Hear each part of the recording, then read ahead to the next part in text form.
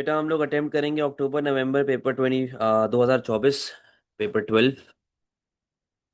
आइएगा ज़रा। First question को देखें। The production possibility curve for a country shown what can be determined from the diagram. तो पहला ऑप्शन कहता है जी preferred combination of output, level of economic growth, opportunity cost of manufactured goods in terms of agricultural product, or the preference of present consumption rather than future consumption। देखिए बात सुने, जब भी प्रोडक्शन पॉसिबिलिटी कर्व की बात आती है तो उसके अंदर अपॉर्चुनिटी कॉस्ट ही रिप्रेजेंट हो रही होती है। ठीक है। और यहाँ पे कॉम्बिनेशन ऑफ आउटपुट नहीं हम लोग प्रेफर कर रहे होते, हम लोग इस यहाँ पे जो मेजर चीज देख रहे होते हैं वो रिसोर्स एलोकेशन देख रहे होते हैं। रिसोर्स एलोकेशन आपके पास किस तरीके से हो रही है। ठीक है। तो इसका करेक्ट आंसर है सी। बेटा पेपर है अपने पास अक्टूबर नवंबर 2024 पेपर 12। ठीक है, ये पेपर चल रहा है हमारा। फिर कहता है जी in a clothing business after specialization real output per worker increased. Real output per worker increased in the first 6 months but then output per worker began to fall. कहता है जी कि जब आप लोगों ने बी क्यों गलत है बेटा, इकोनॉमिक ग्रोथ जब आती है ना शिफ्ट आता है। इकोनॉमिक ग्रोथ में शिफ्ट आता है, शिफ्ट थोड़ी आ रहा है यहाँ पे। In a clothing business after specialization real output per worker increase in the first 6 months but then the output per worker began to fall. कहता है ये शुरू के 6 महीनों में स्पेशलाइजेशन के बाद, स्पेशलाइजेशन क्या होता है, diverting all resources towards a particular activity. हमने कहा जी ये चीज ही हमने करनी है, मैंने इकोनॉमिक्स ही पढ़ाना है, इकोनॉमिक्स के अलावा मैंने कुछ नहीं पढ़ाना। ठीक है। तो कहता है कि शुरू के 6 महीने में प्रोडक्टिविटी बढ़ती है, उसके बाद प्रोडक्टिविटी गिरना शुरू हो जाती है। What might be the reason for the reduction in productivity. क्या रीजन हो सकता है प्रोडक्टिविटी गिरने के पीछे। तो देखो सबसे आसान और सबसे कॉमन जो ड्रॉबैक होता है स्पेशलाइजेशन का वो होता है बोर्डम। कि इंसान जो है वो बोर हो जाता है। कहता है कि यार हम थक गए हैं एक काम कर करके बार बार, तो हमें वापस से ये काम अब नहीं करना, हम लोग तंग आ चुके हैं। तो ये बोर्डम का जो है सबसे बड़ा रीजन आपके पास आ रहा होता है। फिर ऑप्शंस को देख लेते हैं।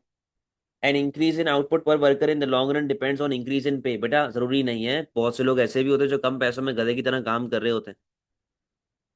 एन इंक्रीज इन output per worker requires more capital. अगर तो फर्म कैपिटल लेबर इंटेंसिव हुई तब भी कैपिटल चाहिए होगा आपको।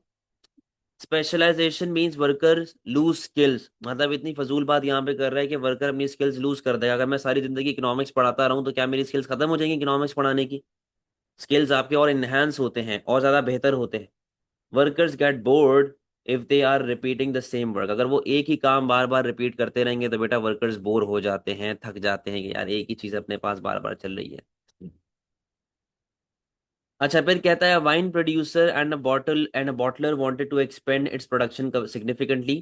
कहता है जी एक शराब वाला है और एक बोतल बनाने वाला है, वो दोनों अपनी प्रोडक्शन को बढ़ाने चाहते हैं। To finance the expansion it offered investors discounts on restaurant meals if they bought 2000 shares in the company. Which factor of production are most likely to be involve in this expansion. बेटा देखो आप कोई भी दुकान लगाने जाते हैं तो फैक्टर्स ऑफ प्रोडक्शन में लैंड लेबर कैपिटल एंटरप्राइज तो लाजमी आ रहा होता है, सही है। कहता है कि जी हम लोग दुकान अपनी एक्सपेंड कर रहे हैं। पहली बात तो जब आप एक्सपेंड करेंगे तो आपको चाहिए होगा लैंड। ठीक है। फिर लैंड को जाहिर सी बात है दुकान एक्सपेंड करोगे तो आपको लेबर भी चाहिए होगा, मजदूर भी चाहिए होगा। फिर कहता है to finance the expansion to finance the expansion it offered investors discount on restaurant meals if they bought 2000 shares of the company. यानी कि जब वो आगे जाएगा तो बेटे मशीन भी लगाएगा। कैपिटल शराब खुद तो नहीं बनाएगा ना हाथों से बैठ के। और इन्वेस्टर्स जब यहाँ पे आ गए तो बेटा अपने पास कौन आ जाएगा, एंटरप्रेन्योर। तो एंटरप्राइज आंसर क्या बन जाएगा इसका, ए। आ गया है। Which statement is positive. बेटा what is positive fact, what is normative opinion. सही है। All taxes should be proportional to income. Should का मतलब क्या है बेटा, नॉर्मेटिव ओपिनियन। अब progressive tax is a fair tax. भाई हो सकता है आपके लिए हो सकता है मेरे लिए ना हो। ठीक है, मैं बोल लूँ जी रिग्रेसिव टैक्स ज्यादा बेहतर है, नॉर्मेटिव। अच्छा जी आगे। Greater equality of income is desirable. Is desirable होनी चाहिए, ये मेरा ओपिनियन है कि भाई ग्रेटर इक्वालिटी है तो अच्छी बात है, डिजायरेबल है। ये भी क्या है, normative. Income inequality is decreasing. बेटा ये क्या है? ये क्या है? फैक्ट। ये क्या है? फैक्ट। सही है। 5 पे आइएगा। The diagram shows change in production possibility curve from P Q to P R. बेटा हम लोग पी क्यू से किधर जा रहे हैं? हम लोग पी आर पे जा रहे हैं। अगर आप लोगों को याद हो तो मैंने आपको ये एग्जांपल किस तरह बताई थी? मैंने बताई थी पेन और टेबल की, कि भाई लकड़ियों की फॉरेस्ट हमारे पास नए डिस्कवर हुए हैं, तो जब नए फॉरेस्ट डिस्कवर होंगे तो production possibility curve for table will shift rightwards, whereas for pen it will remain same, वो अपनी जगह पर बैठा रहेगा। What increases as a result of change from PQ to PR? अब देखो बेटा मेरी बात सुनो। कहता है पी क्यू से पी आर तक आपके पास क्या चेंज हो रहा है? अव्वल तो शुरू के दो ऑप्शन ही गलत है, प्राइस की तो वो बात ही नहीं करता। प्रोडक्शन पॉसिबिलिटी कर्व बचा है दो। Opportunity cost for private good will increase, सही है। और दूसरा लिखा हुआ है कि opportunity cost for public good will increase. क्योंकि देखो वो पूछ रहा है कि इंक्रीज क्या होगा। अब बेटा बात सुनो। अगर मैं ऑपरेट करता हूं पॉइंट ए पे, अगर मैं ऑपरेट करता हूं पॉइंट ए पे, तो आप बेटा इतना पब्लिक गुड बनाते हैं और आप इतना प्राइवेट गुड बनाते हैं, ठीक है? इतना आप पब्लिक गुड बनाते हैं और इतना आप प्राइवेट गुड बनाते हैं। तो what is the opportunity cost of producing this much public good? यहां से लेके यहां तक, सही है, सॉरी, यहां से लेके यहां तक। तो आपके पास फिलहाल, फिलहाल पब्लिक गुड की अपॉर्चुनिटी कॉस्ट क्या आ रही है? पी आर आई से लेके क्यू तक की। यहां तक कोई मसले वाली बात है? जल्दी से बताओ, यहां तक कोई मसले वाली बात है किसी को?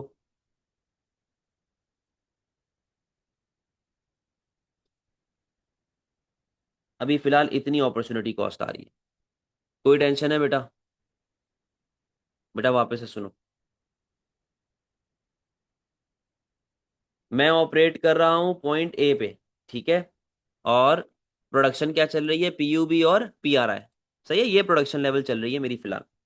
बेटा अगर मैं पब्लिक गुड ना बनाता आयशा, तो मैं मैक्सिमम कितना प्राइवेट गुड बना लेता? मैं क्यू तक प्राइवेट गुड बना लेता ना।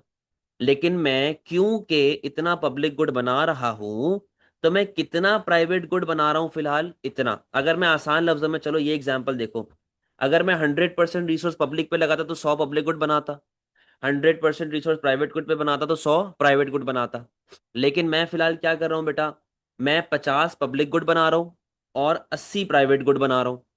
तो बेटा ये जो 20 यूनिट हैं ये मैं बना सकता था ना, लेकिन मैं ये 20 यूनिट नहीं बना रहा। क्यों? क्योंकि मैं 50 पब्लिक गुड बना रहा हूं। तो 20 यूनिट की मेरे पास अपॉर्चुनिटी कॉस्ट आ रही है to produce 50 units of public good. समझ गई ये बात को अब? सही है। तो फिलहाल अपॉर्चुनिटी कॉस्ट कितनी आ रही है यहां से लेके यहां तक? ठीक है जी, अब आगे सुनो। जब बेटा मेरा प्रोडक्शन पॉसिबिलिटी कर्व जो है आगे चला जाता है, जब मेरा प्रोडक्शन पॉसिबिलिटी कर्व जो है वो आगे चला जाता है, इसका मतलब है कि मैं प्राइवेट गुड के अब 150 यूनिट बना सकता हूँ। क्योंकि प्राइवेट गुड की औकात बढ़ गई ना, प्राइवेट गुड की औकात बढ़ गई, पब्लिक गुड तो आपका अपनी जगह पर बैठा हुआ है। तो अब बेटा ये देखो, अगर मैं यहीं से ऐसे आगे बढ़ता हूँ तो मुझे कंपैरेटिवली ज्यादा सेक्रीफाइस करना पड़ेगा अपने प्राइवेट गुड को। पहले क्या था? पहले क्या था कि मैं या तो सिर्फ पब्लिक गुड बना लूं या तो सिर्फ प्राइवेट गुड बना लूं। अगर 100 यूनिट ऑफ पब्लिक गुड बनाऊंगा तो बेटा मुझे 100 unit of private good sacrifice करना पड़ेगा। लेकिन after this change in shift, अगर मैं 100 यूनिट ऑफ पब्लिक गुड बनाऊंगा तो मुझे 150 unit of private good sacrifice करना पड़ेगा। पहले के मुकाबले में, पहले जब मैं 100 यूनिट सेक्रीफाइस कर रहा था, अब मुझे कितना करना पड़ेगा? 150 यूनिट बेटे सेक्रीफाइस करने पड़ेंगे। तो इसका मतलब क्या है कि पब्लिक गुड बनाने की अपॉर्चुनिटी कॉस्ट जो है वो क्या हो चुकी है बेटा? बढ़ चुकी है।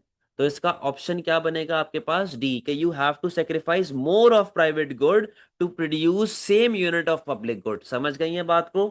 यानी कि आप इस तरह समझ लें, कि समझ लें लेट से 120 हो गया, तो आपको 120, आपको 30 यूनिट सेक्रीफाइस करने पड़े पहले के मुकाबले में। समझी बात को? क्लियर है?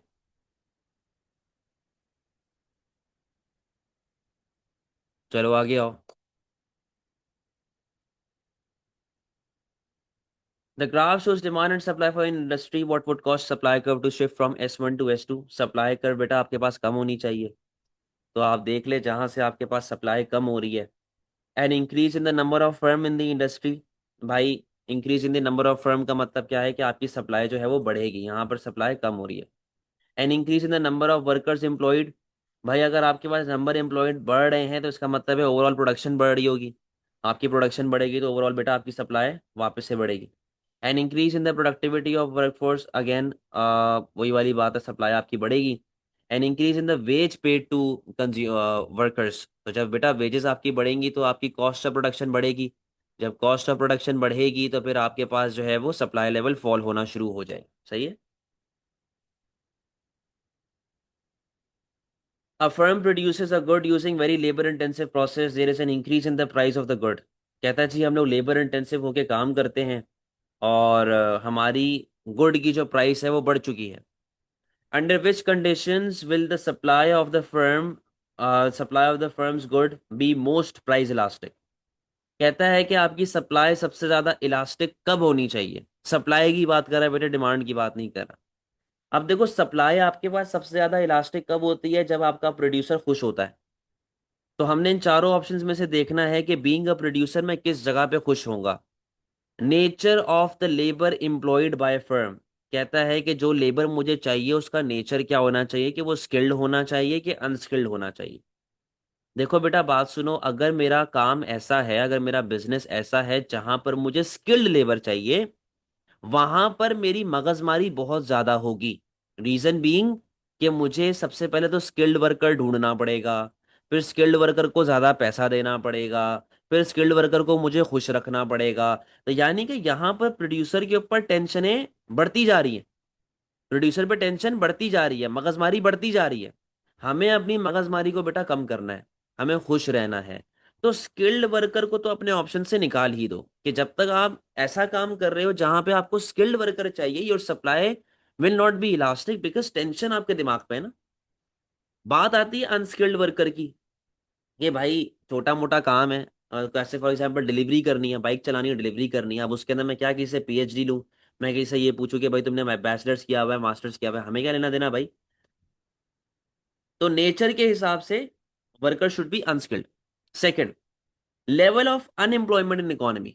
Level of unemployment in economy का मतलब क्या है, कि बेटा मुल्क में बेरोजगारी कितनी होनी चाहिए। देखो बेटा अगर तो लेवल ऑफ अनएम्प्लॉयमेंट आपके मुल्क में लो है, लो का मतलब क्या है कि बेटे आपके सप्लाई ऑफ वर्कर क्या होनी चाहिए, सप्लाई ऑफ वर्कर कम होगी। अगर तो अनएम्प्लॉयमेंट लो है तो सप्लाई ऑफ वर्कर कम होगी। जब सप्लाई ऑफ वर्कर कम होगी तो बेटा वेज कंपैरेटिवली ज्यादा होगी, आपकी कॉस्ट ऑफ प्रोडक्शन बढ़ेगी और आपके लिए मसला क्रिएट हो जाएगा। तो अगर मैं इसको उलट कर दूं कि unemployment level should be high, तो अगर अनएम्प्लॉयमेंट लेवल आपके पास हाई आ रहा है तो बेटा क्या होगा, आपकी सप्लाई ऑफ वर्कर बढ़ेगी, आपकी वेजेस कम होगी, कॉस्ट ऑफ प्रोडक्शन कम होगी और आपका वर्कर जो है, सॉरी जो प्रोड्यूसर है वो खुश हो जाएगा। तो it should be high. Answer क्या हो जाएगा यहाँ पे, सी हो जाए। ठीक है। What is most likely to cause demand curve for an inferior good to shift to right. बेटा इंफीरियर गुड की बात हो रही है, यानी कि आपका डिमांड कर्व जो है वो ऐसा राइटवर्ड जाना चाहिए। और इंफीरियर गुड का डिमांड कर्व कब राइट पे जाता है, जब आपकी इनकम लेवल फॉल होती है। तो हमने वो चीज देखनी है जिससे आपकी इनकम लेवल जो है वो फॉल हो जाए। ठीक है। सर नेचर तो फिर गुड पे, ये अच्छा ऊपर वाले क्वेश्चन का सवाल है, सर नेचर तो फिर गुड पर डिपेंड होगा ना, कि अगर फैक्ट्री में वर्कर चाहिए तो firms need skilled worker, then firms will be happy. तो बेटा वो वही तो आपसे पूछ रहा है कि आपको ज्यादा खुशी कब होती है, कि जब आपका काम अनस्किल्ड वर्कर से हो जाए या आपको स्किल्ड वर्कर चाहिए हो। तो बेटा अगर मेरा काम अनस्किल्ड वर्कर से हो जाता है तो मुझे मेरे मेरे ऊपर टेंशन कोई नहीं रहेगी ना, मुझे मगजमारी, वही वाली बात है, मगजमारी करने की जरूरत नहीं। तो कहने को तो आपकी बात ठीक है कि भाई वो तो डिपेंड करता है, लेकिन इन दी एंड हमने तो ये बताया ना कि पीएस कब इलास्टिक होगी आपकी, समझ गई। अच्छा, तो वो कहता है भाई कि डिमांड कर्व राइटवर्ड कब शिफ्ट करेगा।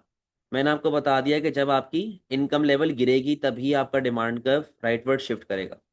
Your income level should fall. सही है। What is most likely cause of demand curve to shift to the right. तो देख लेते हैं भाई। A rise in consumers income, नहीं बेटा, rise in consumer in income से इंफीरियर गुड की डिमांड गिर जाती है। सही है, तो ये तो करेक्ट आंसर नहीं। अ राइज इन इनकम टैक्स, यस, क्योंकि जब इनकम टैक्स आपका बढ़ेगा तो बेटा डिस्पोजेबल इनकम गिरती है, आपकी स्पेंडिंग गिरेगी।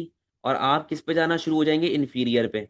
इन्फीरियर की डिमांड बढ़ेगी, सही है, ओवरऑल ये मामला चल रहे होंगे, स्पेंडिंग पावर गिरेगी आपकी, ठीक है, इस तरह। राइज इन सेल्स टैक्स, बेटा इससे आपकी सप्लाई लेवल गिरती है, डिमांड पे इफेक्ट नहीं आता। Rise in the price of complement, तो बेटा जब अगर कॉम्प्लीमेंट की प्राइस बढ़ेगी, गाड़ी की प्राइस बढ़ती है, तो पेट्रोल की डिमांड पे क्या इफेक्ट आता है, पेट्रोल की डिमांड गिर जाती है। यहाँ पर डिमांड गिरेगी, यहाँ पर हम लोग इंफीरियर या नॉर्मल नहीं देख रहे होते। The diagram shows four supply curves. Which curve has price elasticity of supply equals to 1 for all levels of quantity supplied? बेटा ये तो बहुत ही सिंपल सा एमसीक्यू है, इसके अंदर तो मेरा नहीं ख्याल कोई इतना दिमाग लगाने की भी जरूरत है। ये देखो, ये एक कर्व है जो सीधा अपवर्ड स्लोपिंग जा रहा है, ठीक है, ये वाला स्टार्ट भी कहाँ से हो रहा है, ओरिजिन से। तो बेटा इसका आंसर सिंपली क्या बन जाएगा, यूनिटरी इलास्टिक हमेशा ओरिजिन से स्टार्ट होता है। अच्छा, फिर क्या कहता है भाई, the diagram shows a shift of supply curve in a market from S1 to, एक सेकंड रुकिएगा।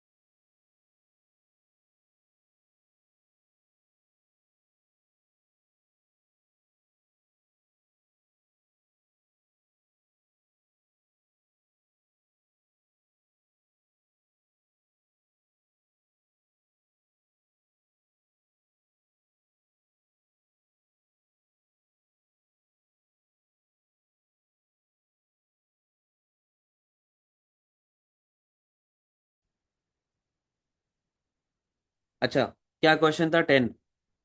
कहता है the diagram shows a shift of the supply curve in a market from S1 to S2। How will the consumer surplus and produce surplus change? अच्छा देखो, इस तरह का जो question आता है ना, जहां पे आपके पास बहुत सारे वेरिएबल्स लिखे हुए होते हैं और आपको बहुत ज्यादा दिमाग अपना इस्तेमाल करना पड़ता है, आप बेटा डेफिनेशन और कॉन्सेप्ट को याद में रखा करें। कंज्यूमर सरप्लस क्या होता है, एरिया अबव प्राइस लेवल, ठीक है, एरिया अबव प्राइस लेवल। और प्रोड्यूसर सरप्लस क्या होता है बेटा, area below price level, area below price level, ठीक है, ये बात मैंने आप लोगों को लेक्चर में भी बताई थी। इसको फिलहाल छोड़ दो। अगर मैं यहाँ पे सिंपल सी डायग्राम बनाता हूँ, ये डिमांड है, ठीक है, और ये आपके पास सप्लाई है, ठीक है, ये आपके पास मामला चल रहे हैं, सही है, ये प्राइस आ गई, ये क्वांटिटी आ गई। एरिया अबव प्राइस लेवल क्या है, कंज्यूमर सरप्लस, और एरिया बिलो प्राइस लेवल क्या है, प्रोड्यूसर सरप्लस, ठीक है। इसी तरह अगर मैं यहां पर ऑपरेट कर रहा हूं, अगर मैं यहां पर ऑपरेट कर रहा हूं, तो बेटा area below supply below price level कौन सा है, प्रोड्यूसर सरप्लस, और एरिया अबव प्राइस लेवल कौन सा है, कंज्यूमर सरप्लस। यहां तक कोई मसले वाली बात है, यहां तक कोई टेंशन है, समझ गए, चलो अब आगे बात करते हैं।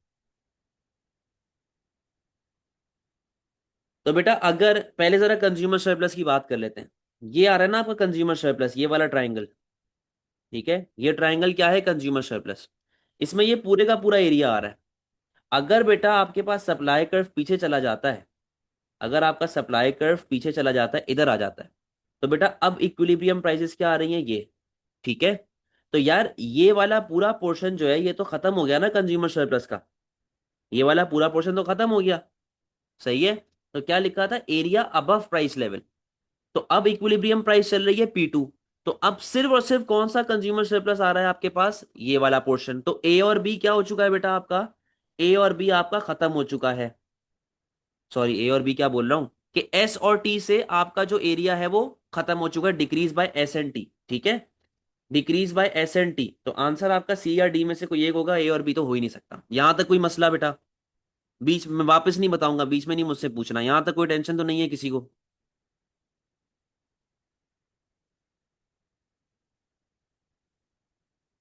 बताता हूँ जेड का।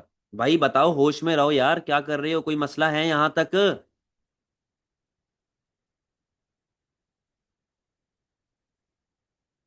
सही है, ठीक है। तो एरिया आपका डिक्रीज होगा एस प्लस टी से। सही है, अब आगे बात सुने। प्रोड्यूसर सरप्लस पे आ जाए। प्रोड्यूसर सरप्लस आपका ये वाला एरिया था, सही है। और डेफिनेशन क्या कहती है? Area below price level. क्या कहती है? Area below price level. Below price level का मतलब क्या है? कि अगर ये आपकी प्राइस इक्विलिब्रियम चल रही थी तो भाई ये वाला पोर्शन आपका प्रोड्यूसर सरप्लस था, ठीक है। अब अब आपका प्रोड्यूसर सरप्लस किस तरह आएगा बेटा? अब आपकी प्राइस लेवल क्या चल रही है? अब आपकी बेटा ये प्राइस लेवल चल रही है। अब आपकी ये प्राइस लेवल चल रही है, ठीक है। तो अगर बेटा मैं डेफिनेशन को मीट करूं, अगर मैं डेफिनेशन को मीट करूं, पहले आपका प्रोड्यूसर प्लस क्या चल रहा था? पहले बेटा आपका ये प्रोड्यूसर प्लस चल रहा था, ठीक है। ये वाला पोर्शन जो था वो प्रोड्यूसर प्लस का चल रहा था। अब प्रोड्यूसर प्लस का पोर्शन कौन सा चल रहा है? एरिया बिलो प्राइस लेवल के हिसाब से ये वाला पोर्शन चल रहा है, ठीक है। एरिया बिलो प्राइस लेवल के हिसाब से कौन सा वाला पोर्शन चल रहा है बेटा? अब आपका ये वाला पोर्शन चल रहा है, ठीक है। तो कौन सा पोर्शन आपके हिसाब से निकल गया? वी जो है, वी जो है वो आपकी जेब से निकल चुका है। तो क्या बनेगा बेटा? माइनस वी, ठीक है, माइनस वी। अब सवाल ये है कि एस के साथ टी ऐड होगा कि एस के साथ जेड ऐड होगा? बेटा एस के साथ जेड ऐड होगा, क्यों? क्योंकि टी तो कंज्यूमर सरप्लस का पार्ट था ना, टी तो कंज्यूमर सरप्लस का पार्ट था। और टी कब आ रहा था कंज्यूमर सरप्लस में? जब आपकी क्वांटिटी लेवल ज्यादा थी, जब आपकी क्वांटिटी लेवल ज्यादा थी। अब क्वांटिटी लेवल क्या हो चुकी है? क्वांटिटी लेवल कम हो गई है। तो जब आप इस क्वांटिटी पे आ ही नहीं रहे तो बेटा ये दोनों चीजें तो आपका पार्ट ही नहीं रहेंगी ना, क्योंकि ये पोर्शन ही गायब हो गया, ये वाला पोर्शन आपके इसमें इन्वॉल्व होगा ही नहीं। तो डेफिनेशन के हिसाब से एरिया बिलो प्राइस लेवल, तो वो कौन सा एरिया बनता है बेटा? वो ये एरिया बनता है। तो कभी भी इस तरह का टेढ़ा सवाल आता है ना जिसके अंदर बहुत सारे आपके पास वेरिएबल्स होते हैं, ट्रिपीजियम बन रहा है, कुछ बन रहा है, कुछ बन रहा है, तो उसमें हमेशा इस तरीके से काम किया करें, उसमें कोशिश किया करें कि डेफिनेशन से मामलात को लेके चलें। आंसर आपके पास क्या बन जाएगा बेटे? 10 का डी बन जाएगा। क्लियर है?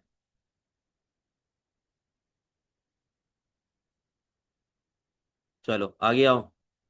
सर इसमें consumer revenue and producer revenue क्या होगा? थोड़ा रिव्यू बेटा। कंज्यूमर रेवेन्यू क्या होता है? हैं? प्रोड्यूसर रेवेन्यू क्या होता है?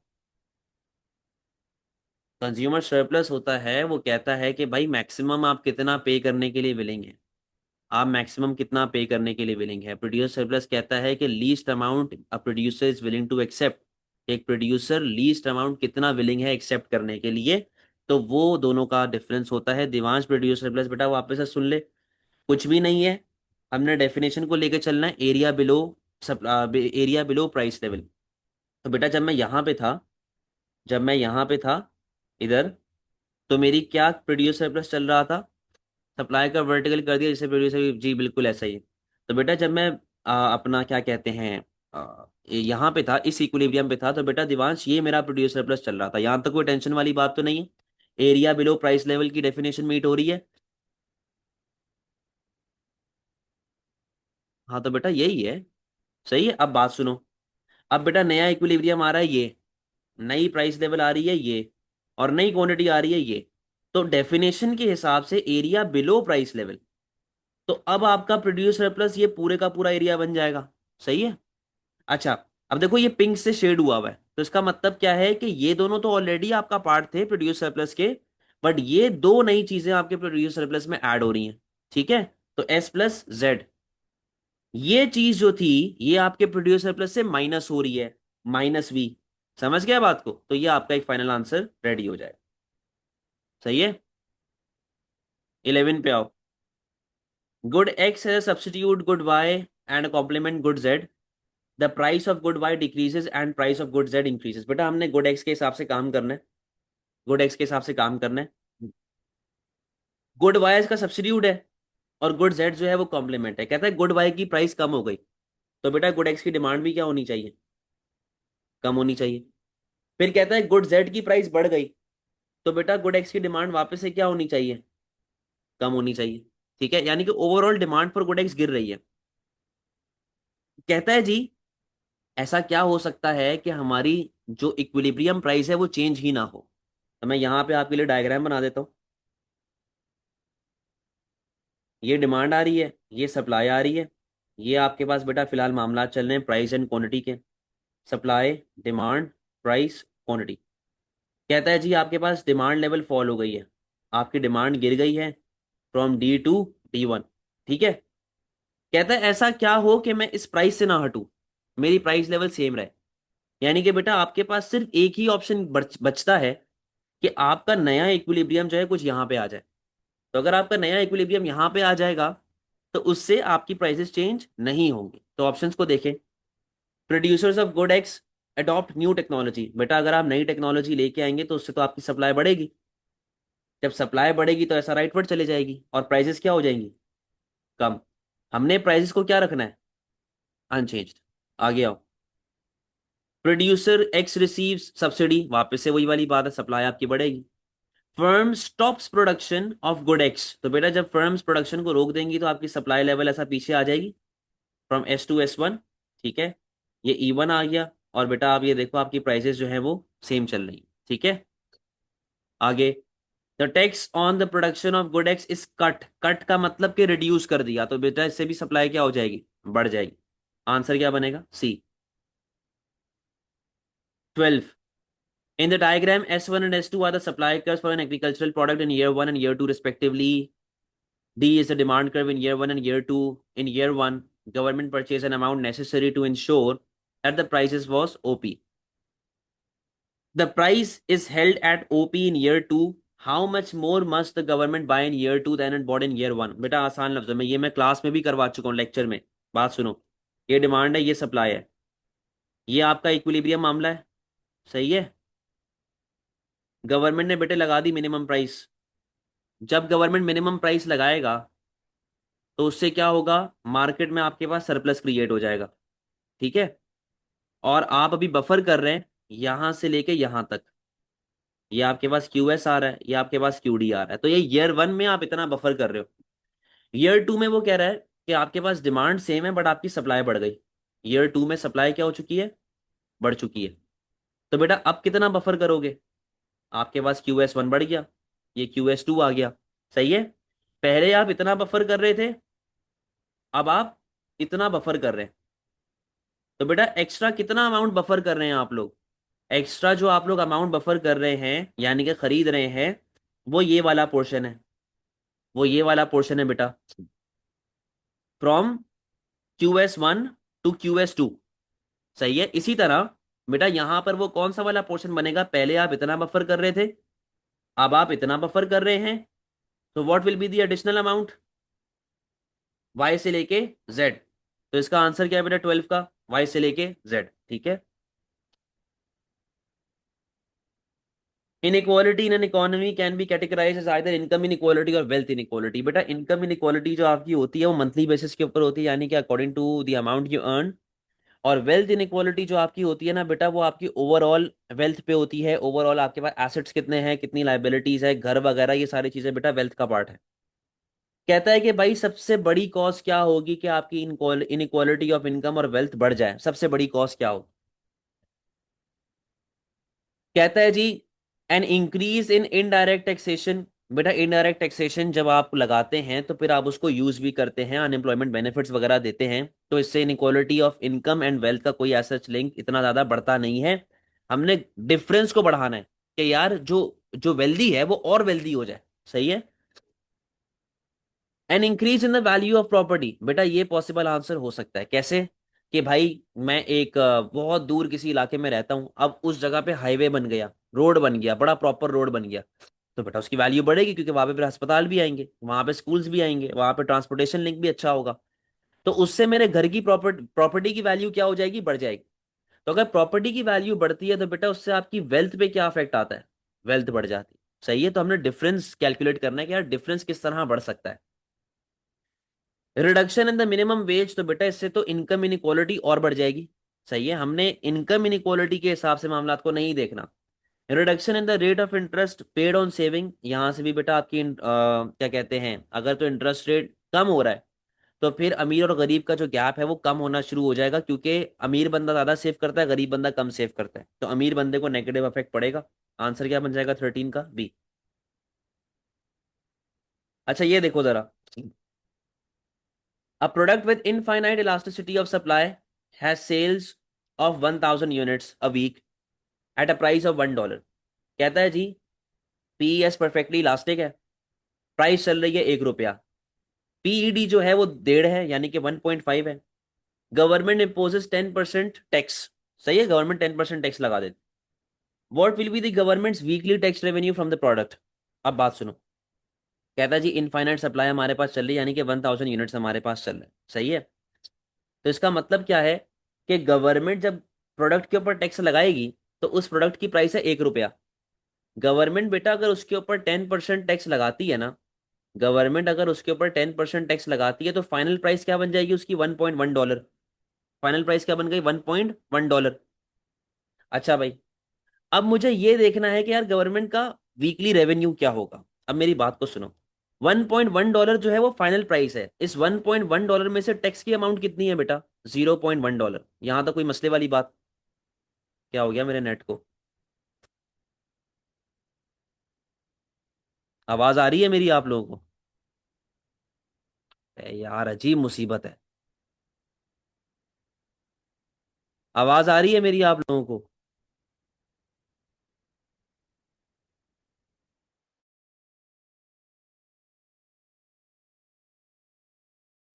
2 मिनट दे बेटा, मैं जरा अपना इंटरनेट सही तरह कनेक्ट कर लूँ, 2 मिनट दीजिएगा।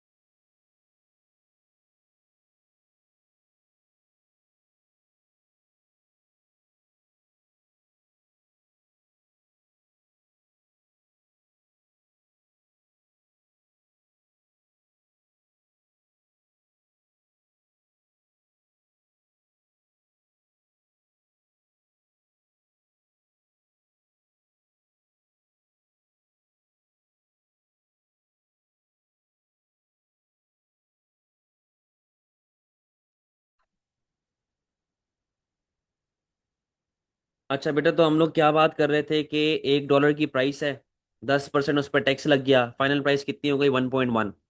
तो इस 1.1 में जो टैक्स की अमाउंट है वो कितनी है, टैक्स की जो अमाउंट है वो है 0.1। ठीक है, ये टैक्स की अमाउंट है।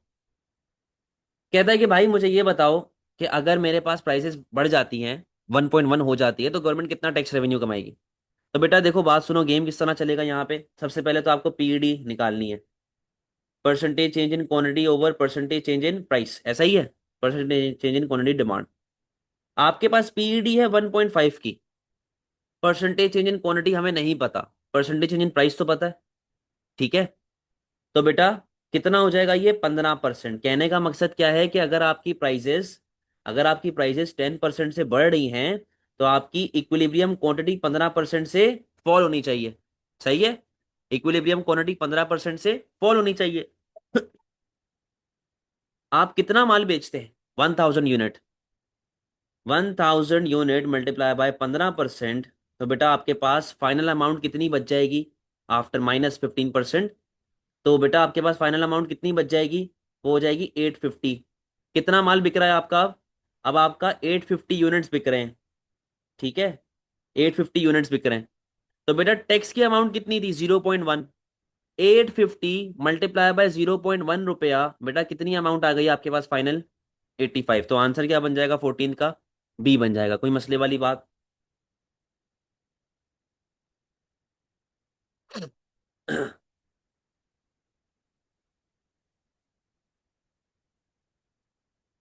जल्दी से बताओ। बेटे लास्ट स्टेप में कुछ भी नहीं है। आपने पीईडी निकाली, पीईडी से 15% फॉल इन डिमांड आ गया, ठीक है। 1000 यूनिट बिकते थे, 1000 यूनिट को आपने 15% से गिराना है, तो फाइनल अमाउंट कितनी आ जाएगी? 850। 850 यूनिट बिक रहे हैं, और पर यूनिट गवर्नमेंट कितना टैक्स ले रही है आपसे? 0.1 रुपया। तो 850 मल्टीप्लाई बाय 0.1, आपके पास टैक्स रेवेन्यू कितना आ जाएगा? 85 का टैक्स रेवेन्यू आ जाएगा। क्लियर है आयशा?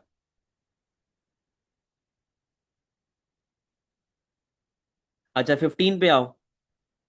टेबल शो सीपीआई, और कहता है कि जी ये सारी जो है ना आपके पास बेटा वो है ग्रॉस है। ग्रॉस मतलब नॉमिनल। इसको हमने रियल में कन्वर्ट करना है। What is the real value of worker salary in 2023 compared with 2022? सही है। इसका मैंने आपको एक फॉर्मूला बताया हुआ है, नॉमिनल, नॉमिनल जीडीपी, या नॉमिनल जो भी, जैसे यहाँ पे सैलरी है तो सैलरी ले लो, nominal salary multiply by 100/CPI। Nominal salary कितनी है बेटा? 25,000, मल्टीप्लाई बाय 100/CPI कितना है? 110। तो बेटा आपके पास फाइनल अमाउंट क्या आ जाएगी?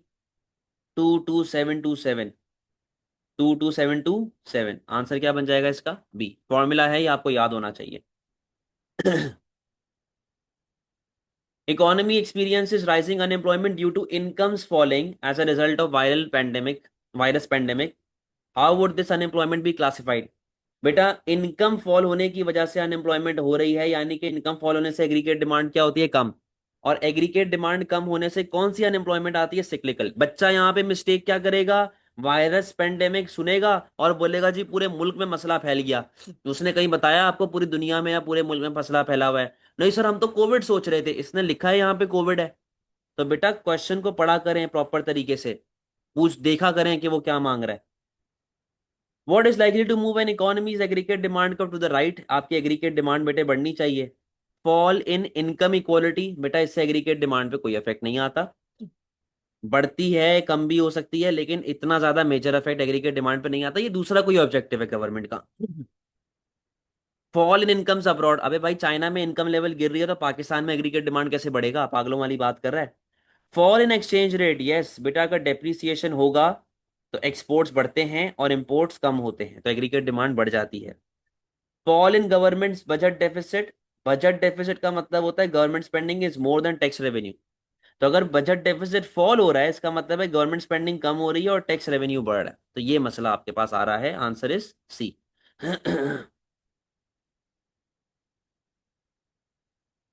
ओ सॉरी, एग्रीगेट डिमांड बढ़ाने की बात कर रहा है, आंसर इज डी। हाँ तो एग्रीगेट डिमांड बढ़ेगा ना इससे। ओ नहीं यार, क्या बोल रहा हूँ मैं, सही है, सी आंसर है, सॉरी। सॉरी, 18 पे आए। Which items have to be added and subtracted from GDP at market prices to calculate the value of GDP at basic prices? तो बेटा वो आपसे ये कहता है, अच्छा पहले मुझे ये बता दो, इसमें कोई मसला तो नहीं है? इसमें कोई मसला तो नहीं है?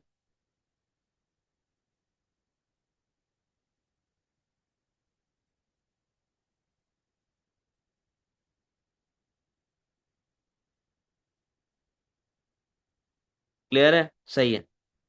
अच्छा, which items have to be added to and subtracted from GDP at market price to calculate the value of GDP at basic price? अच्छा बेटा, जो आपकी बेसिक प्राइस होती है ना, तो बेसिक प्राइस के अंदर क्या मामलात होते हैं कि आपके पास सब्सिडीज, टैक्सेस, ये सब चीज़ों का जो वो होता है ना मामला, वो उसको हम लोग साथ लेके चल रहे होते हैं, ठीक है। अच्छा, अब हमारे पास जो इन दी एंड जो फाइनल अमाउंट आती है, वो हम लोग जब सब्सिडीज और एक्सपेंडिचर टैक्सेस को देख रहे होते हैं, तब जाके हमारे पास ये डिफरेंस आ रहा होता है। तो पहला हमारे पास लिखा हुआ है capital consumption and net property income from abroad. अब देखो प्रॉपर्टी इनकम फ्रॉम अब्रॉड जो होती है वो जीडीपी में ऐड ही नहीं होती, वो तो जीएनआई में आती है। ठीक है, वो किस में आती है? जीएनआई में।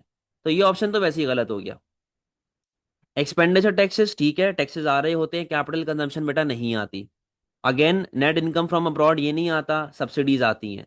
तो जब ये दो चीजें आ रही हैं, तो वो किधर आ रही हैं बेटा? आपके पास 18 में। ठीक है, ये मामला चल रहे होते हैं। आगे आओ। In an economy with an interest rate of 4% per annum the rate of inflation was 5% to 3%। 5% से कितने पे चला गया बेटा? 3% पे जा चुका है। जब वो 5% से 3% पे जा रहा है, what will be the benefit of this fall? पहला ऑप्शन कहता है menu cost will fall to zero. अबे कैसे जीरो हो जाएगी भाई? People on fix income will be better off in real terms. बेटा वो होंगे, बट द प्रॉब्लम इज हमारे पास यहाँ पे इनकम लेवल नहीं गिवन। अगर इनकम लेवल गिवन होती, उनकी पेंशन वगैरह गिवन होती, तो हम लोग फिर शायद बता देते कि हाँ जी आपको फायदा हो रहा है कि नहीं। Savers will gain in real term. क्यों? क्योंकि बेटा इंटरेस्ट कितना मिल रहा है? 4%, 4%। इन्फ्लेशन कितनी हो गई है? 3%। तो बेटा रियल इंटरेस्ट रेट का गेम याद करें, 4% माइनस 3%। तो इन दी एंड कितने परसेंट का मुनाफा हो रहा है आपको? 1% का। तो आपको सेव कर लेना चाहिए। Purchasing power of currency will rise. बेटा जब इंटरेस्ट रेट गिरता है तो करेंसी की वैल्यू गिरती है, इंटरेस्ट रेट बढ़ता है तो करेंसी की वैल्यू बढ़ती है। यहाँ पे इंटरेस्ट रेट गिर रहा है। What is an example of macro economic policy? बेटा मैरिड गुड, माइक्रो पोल्यूशन, ये भी मार्केट फेलियर से है, micro. Maintain price level, macro. Reduce unemployment in service sector, यानी कि स्पेसिफिक सेक्टर की बात कर रहा है, माइक्रो। तो आंसर बन जाएगा C. Which supply side policy is likely to lower real output before raising it? कहता है जी अगर मैं सप्लाई साइड पॉलिसी, ये पॉजिटिव रियल इंटरेस्ट रेट है जी। अगर मैं ऐसी कौन सी सप्लाई साइड पॉलिसी लगाऊं जिससे शुरू में मेरी हालत खराब हो जाए लेकिन आगे जाके मुझे फायदा हो? तो बेटा increase spending on early years of education. तो बेटा देखो अर्ली ईयर ऑफ एजुकेशन पे अगर आप स्पेंडिंग कर रहे हैं तो उससे आपको नुकसान कोई नहीं होगा। शॉर्ट टर्म में भी नुकसान कोई नहीं, क्योंकि बच्चा स्किल सीख रहा है। हमें वो चीज देखनी है जिससे आपको शॉर्ट टर्म में नुकसान हो। Increase spending on health care और सॉरी इंफ्रास्ट्रक्चर, बेटा इससे भी फायदा होगा।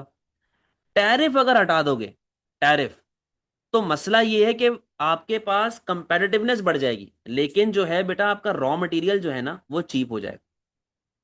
रॉ मटेरियल जो है वो चीप हो जाए। सही है। तो आगे जाके रॉ मटेरियल सस्ता पड़ेगा, वो आपको फायदा होगा। सब्सिडीज टू एक्सपोर्टर्स, बेटा ये एग्रीगेट डिमांड बढ़ाता है, ये एग्रीगेट सप्लाई नहीं बढ़ाता। हमने सप्लाई साइड पॉलिसी देखनी है। An economy is experiencing is an equilibrium at point E on the diagram. The government reduces its expenditure on defense. Which point on the diagram shows new equilibrium? बेटा ये आपका initial मामला चल रहा था, ई पे आप बैठे हुए हो। सही है। और ये एएस चल रहा है, ये आपका एडी चल रहा है। कहता है जी गवर्नमेंट अपना एक्सपेंडिचर गिरा देता है, यानी कि बेटे गवर्नमेंट स्पेंडिंग क्या हो चुकी है? कम। जब गवर्नमेंट स्पेंडिंग कम होगी, उसने एग्रीगेट सप्लाई का जिक्र नहीं किया, तो एग्रीगेट सप्लाई पे कोई इफेक्ट नहीं आएगा। गवर्नमेंट स्पेंडिंग कम हो गई तो बेटा एडी पे क्या इफेक्ट आएगा? पीछे आ गया। पॉइंट ई से point A.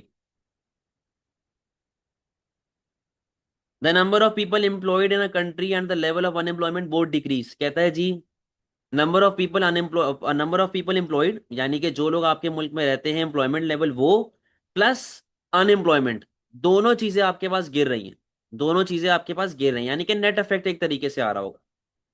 What code explain this? Net inward immigration. बेटा अगर इनवर्ड इमिग्रेशन आता तो उससे आपके मुल्क में एम्प्लॉयमेंट लेवल भी बढ़ सकती थी और आपके पास अनएम्प्लॉयमेंट लेवल भी बढ़ सकती थी। यहां पे उसने बोला कि दोनों चीजें आपके पास सेम है, सिर्फ एक चीज पे अफेक्ट आएगा इसके अंदर। ठीक है। Increase in the level of unemployment benefit. तो बेटा इससे अगर अनएम्प्लॉयमेंट बेनिफिट हमारे पास बढ़ रहा है, अगर हमारे पास अनएम्प्लॉयमेंट बेनिफिट बढ़ रहा है तो इससे तो अनएम्प्लॉयमेंट बढ़नी चाहिए थी ना। इससे तो अनएम्प्लॉयमेंट बढ़नी चाहिए थी। यहाँ पे क्या लिखा हुआ है? अनएम्प्लॉयमेंट डिक्रीज हो रही है। An increase in the age at which state pension are payable. कहता है कि यार हमारे पास जैसे अगर बुढ़ा जो है 60 साल के बाद उसको पेंशन मिलेगी, अब उसको 65 साल के बाद पेंशन मिलेगी। तो बेटा अगर 65 साल के बाद उसको पेंशन मिल रही है तो उसकी जिंदगी के 5 साल ऐड हो गए ना वर्क फोर्स के अंदर, लेबर फोर्स में। तो उसको जॉब करनी पड़ेगी। तो उससे अनएम्प्लॉयमेंट लेवल कम होती है। यहाँ पे क्या लिखा हुआ है? यहाँ सॉरी क्या कहते हैं, उससे हमारे पास अनएम्प्लॉयमेंट लेवल यानी कि एम्प्लॉयमेंट लेवल बढ़ती है, अनएम्प्लॉयमेंट लेवल कम होती है। लेकिन यहाँ पे क्या लिखा हुआ है? नंबर ऑफ पीपल एम्प्लॉयड भी गिर रहा है। ठीक है। An increase in the number of university students. बेटा अगर आप यूनिवर्सिटी स्टूडेंट बन गए ना, अगर आप यूनिवर्सिटी स्टूडेंट बन गए तो आप लेबर फोर्स का पार्ट ही नहीं हो। आप लेबर फोर्स का पार्ट ही नहीं हो। तो जब आप लेबर फोर्स का पार्ट ही नहीं हो तो आप एम्प्लॉयमेंट फोर्स या अनएम्प्लॉयमेंट फोर्स में कैसे ऐड होगे? नेट इनवर्ड इमिग्रेशन का मतलब है कि बेटा बाहर से गोरा आपके मुल्क में आके रह रहा है। ठीक है। जब आप एजुकेशन ले रहे हैं, आप स्टूडेंट हैं, तो आप लेबर फोर्स का पार्ट ही नहीं है भाई। तो आपके मुल्क में एम्प्लॉयमेंट लेवल भी फॉल होगी कि जो लोग पहले काम कर रहे थे अब वो वापस यूनिवर्सिटी जाना शुरू हो जाएंगे, और अनएम्प्लॉयमेंट भी फॉल होगी क्योंकि मैं लेबर फोर्स का पार्ट ही नहीं रहा। आंसर क्या बन जाएगा बेटा? विच circumstances would most help a firm to gain from a depreciation of the exchange rate? सी इसलिए नहीं है बेटा कि आपकी लेबर फोर्स बढ़ गई ना, 5 साल अब वो बंदा और काम करेगा तो एम्प्लॉयमेंट रेट बढ़ जाएगा ना। उसने क्या लिखा हुआ है? अनएम्प्लॉयमेंट, और एम्प्लॉयमेंट जो है वो भी गिर रहा है। यहाँ पर एम्प्लॉयमेंट लेवल बढ़ रही है आपकी। विच circumstances would most help a firm to gain from a depreciation of the exchange rate? बेटा डेप्रिसिएशन होती है तो सबसे ज्यादा फायदा क्या होगा आपको? इट सेल्स में किस फर्म को सबसे ज्यादा फायदा होगा? It sells mainly abroad and relies on domestic supplier for input. बेटा चाइना ऐसा ही करता है, खुद बनाता है बेचता दुनिया में बाहर है। तो अगर डेप्रिसिएशन होगी तो आपकी एक्सपोर्ट प्राइस गिरी हुई होगी, आपका एक्सपोर्ट बढ़ना शुरू हो जाएगा, एक्सपोर्ट रेवेन्यू बढ़ना शुरू हो जाएगा। पॉसिबल आंसर हो सकता है। It sells mainly abroad but relies on foreign supplier for input, यानी कि रॉ मटेरियल मैं बाहर से मंगवाता हूँ। तो बेटा अगर मैं रॉ मटेरियल बाहर से मंगवाऊंगा और मेरी करेंसी में डेप्रिसिएशन हो रही है तो बेटा मेरी तो बेड़ा गर्क हो जाएगा ना, क्योंकि इंपोर्ट प्राइस आपकी बढ़ जाएगी। और डिमांड क्योंकि इन इलास्टिक है, आपका इंपोर्ट एक्सपेंडिचर भी बढ़ेगा, आपकी कॉस्ट ऑफ प्रोडक्शन बढ़ जाएगी, आपके लिए तो नुकसान है। It sells mainly in home country, home country तो डेप्रिसिएशन क्यों करवा रहे हैं भाई, फायदा क्या फिर होम कंट्री में बेचने का? A country has a floating exchange rate, its current account on the balance moves from surplus to deficit. Which rate is likely to increase in the short run as a consequence of this worsening of its current account? कहता है कि भाई आपके पास जो है वो current account deficit जा रहा है, उससे जो है अब हमारा जो करंट अकाउंट है वो डेफिसिट जा रहा है, ठीक है। कहता है करंट अकाउंट डेफिसिट जाएगा तो सबसे ज्यादा क्या चीज इंक्रीज होगी आपके पास, क्या मसला होगा? बेटा अगर करंट अकाउंट डेफिसिट जाता है तो एग्रीगेट डिमांड गिरता है, उससे इकोनॉमिक ग्रोथ गिरती है, इकोनॉमिक ग्रोथ बढ़ती नहीं है। करंट अकाउंट डेफिसिट जाएगा तो एक्सचेंज रेट गिरता है, एक्सचेंज रेट बढ़ता नहीं है। उसने इंक्रीज पूछा हुआ है। इंटरेस्ट रेट का तो कोई लेना देना है ही नहीं बैलेंस ऑफ पेमेंट डेफिसिट के साथ। हाँ जब एडी गिरता है तो बेटा क्या चीज बढ़ जाती है? अनएम्प्लॉयमेंट। आंसर क्या बन जाएगा? D. Which policy is most likely to reduce the balance of payment deficit without causing inflation? कहता है जी इन्फ्लेशन भी ना हो, कि प्राइस इंक्रीज भी ना हो, और बीओटी जो है वो कहाँ जाना शुरू हो जाए? सरप्लस में जाना शुरू हो जाए। अब देखो बेटा यहाँ पे क्या मामला चल रहा है, यानी कि मुझे डैम्पनिंग पॉलिसी एक तरीके से यहाँ पे लगानी पड़ेगी। क्यों? उसके पीछे वजह यह है कि बेटा अगर मैंने स्विचिंग पॉलिसी लगाई ना तो स्विचिंग पॉलिसी में एग्रीगेट डिमांड बढ़ जाती है जिससे प्राइसेस बढ़ती है, तो मुझे ये नहीं करना। मुझे डैम्पनिंग लगानी है। डैम्पनिंग कौन सी इनमें से? बेटा स्विच डिक्रीज कर दो इंपोर्ट कोटा, यानी कि आप पहले 500 गाड़ी मंगवा सकते थे, अब आप खाली कितनी मंगवा सकते हैं? 100। डिक्रीज करना। और ये स्विचिंग पॉलिसी का पार्ट है, डैम्पनिंग का पार्ट नहीं है। डेप्रीसिएशन स्विचिंग का पार्ट है क्योंकि एग्रीगेट डिमांड बढ़ जाती है एक्सपोर्ट्स बढ़ने से, और आपकी प्राइसेस जो हैं वो बढ़ती हैं। हायर इंटरेस्ट रेट बेटा ये डैम्पनिंग या रिड्यूसिंग का पार्ट है। कॉन्ट्रैक्शनरी मॉनेटरी पॉलिसी कि इससे आपका एडी फॉल होगा और प्राइसेस भी क्या होंगी? Fall. Decrease in import tariff, बेटा इंपोर्ट टैरिफ तो आपका बैलेंस ऑफ पेमेंट डेफिसिट और बढ़ा देगी, तो मसले वाली बात हो गई। The table shows average price of exports and imports. Which combination of changes in export price and import prices could result in a country's terms of trade increasing from 100 to 110? बेटा टर्म्स ऑफ ट्रेड अगर आपका बढ़ रहा है इसका मतलब है या तो एक्सपोर्ट प्राइस बढ़नी चाहिए या तो आपकी इंपोर्ट प्राइस कम होनी चाहिए, ठीक है। और 10% का आपके पास चेंज आना चाहिए तभी जाके आपका जो है वो 10% से इंक्रीज होगा, सही है। 10% से इंक्रीज होगा। तो इसका सिंपल सा आंसर जो है बेटा वो हमारे पास क्या बन रहा है? डी बन रहा है। कैसे डी बन रहा है सर? ये भी तो बन सकता है कि हमारे पास जो है वो 5% से राइज हो और 5% से वो फॉल हो जाए। बेटा सिंपली आप फॉर्मूला लगा लो, सही है। 100, अच्छा इसको ऐसे लिखो 105/95 मल्टीप्लाई बाय 100। तो बेटा ये देख लो ज़रा क्या अमाउंट आ रही है। 105/95 मल्टीप्लाई बाय 100, ठीक है। ये आ रहा है 110.5, और अगर मैं सीधा सीधा करूं डी वाला ऑप्शन करूं 1110/100 मल्टीप्लाई बाय 100, क्योंकि क्या लिखा हुआ है? रिमेन्स अनचेंज, इंपोर्ट प्राइस जो है वो अनचेंज है। ये कितना आ जाएगा बेटा? सीधा सीधा 10% आ जाएगा। तो इसका आंसर क्या बन जाएगा हमारे पास? डी 27 का। What is not an example of protectionism? European Union requiring goods imported into member states to meet safety standards. बेटा सेफ्टी स्टैंडर्ड आ गया तो एक बैरियर लग गया, एक दरवाजा लग गया, ये हमारे पास प्रोटेक्शनिज्म होती है। Pakistan government increasing the rate of goods and service GST on some exported goods from 2% to 5%। अब उसने, गधे ने, पाकिस्तान ने अपने ही प्रोडक्ट के ऊपर जीएसटी लगा दिया कि तुम एक्सपोर्ट करने जाओगे तो पहले जीएसटी पे करो। तो बेटा ये प्रोटेक्शनिज्म तो नहीं है, प्रोटेक्शनिज्म तो उसको रोकती है जो बाहर से हमारे मुल्क में आ रहा है। नाइजीरिया ने बैन कर दिया इंपोर्ट को, ये भी प्रोटेक्शनिज्म है। यूएस ने टैरिफ लगा दिया, ये भी प्रोटेक्शनिज्म है। आंसर क्या बन जाएगा बेटा? बी।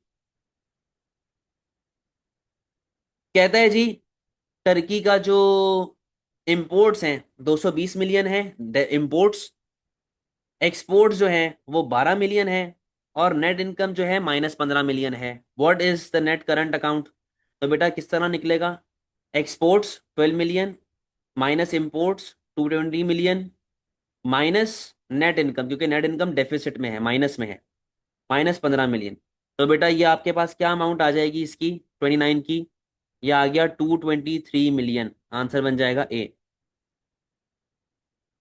अच्छा भाई, कहता है the table shows the exchange rate for national currencies per US dollar, which currency has the smallest percentage appreciation against US dollar from 19 to 20। अब बच्चा यहाँ पे देखो दिमाग नहीं इस्तेमाल करता। बेटा ये यूएस डॉलर नहीं है, ये यूएस डॉलर नहीं है, ये पाकिस्तान की करेंसी समझ लें कि पाकिस्तान को पहले $1 खरीदने के लिए 6 रुपए 91 पैसे देने पड़ते थे, अब 6 रुपए 90 पैसे देने पड़ रहे हैं। तो यानी कि ये बेटा क्या हो रही है? एप्रिसिएशन। ठीक है, पाकिस्तान को पहले 70 रुपीज देने पड़ते थे, अब 74.1 रुपीज देने पड़ रहे हैं। बेटा ये क्या हो रही है? डेप्रिसिएशन ऑफ पाकिस्तानी रुपी। पहले 14 रुपए देने पड़ते थे, अब 16 रुपए देने पड़ रहे हैं। बेटा ये भी क्या है? डेप्रिसिएशन ऑफ पाकिस्तानी रुपी। पहले 0.99 रुपए देने पड़ते थे, अब 0.94 रुपए देने पड़ते थे। तो ये बेटा क्या है? एप्रिसिएशन ऑफ पाकिस्तानी रुपी। यहां तक कोई टेंशन वाली बात? यहां तक बेटा कोई मसले वाली बात है? अब उसने पूछा क्या होना चाहिए? एप्रिसिएशन। तो आंसर आपका बी और सी तो हो ही नहीं सकता। बचा किस में से? बचा किस में से? और या तो ऑप्शन ए या तो ऑप्शन डी। अब उसने बोला हुआ है कि स्मॉलेस्ट परसेंटेज चेंज निकाल दो। अब बेटा परसेंटेज चेंज कैसे निकलता है? New minus old over old multiply bye, ऐसा ही है, ऐसा ही है। तो देखो बेटा पहले ऑप्शन ए निकाल लो। 6.9, sorry 6.91 minus 6.9 over 6.91 multiply by 100। तो ये क्या बन जाएगा भैया? 6.91 माइनस 6.9 ओवर 6.91 मल्टीप्लाई बाय 100। ये हो रहा है 0.14%। ठीक है, अब इसको भी निकाल लो। New minus old upon old multiply by, तो ये आपके पास आ रहा है 0.05 डिवाइडेड बाय 0.99 मल्टीप्लाई बाय, तो ये बेटा कुछ 5.5% कुछ आ रहा है। तो स्मॉलेस्ट चेंज किस में आ रहा है भाई? सर हम डायरेक्ट ए कर दे, कैलकुलेशन की जरूरत नहीं? तो भाई कर दे। सर 6.6 पहले नहीं आएगा, 6.9। क्यों बेटा? ये न्यू है, ये न्यू है, ये ओल्ड है ना। तो न्यू माइनस ओल्ड होता है ना फॉर्मूला। समझ गए बेटा सारा केसेस? कोई मसले वाली बात तो नहीं है? चले जी क्लास ऑफ करें, अल्लाह हाफिज़।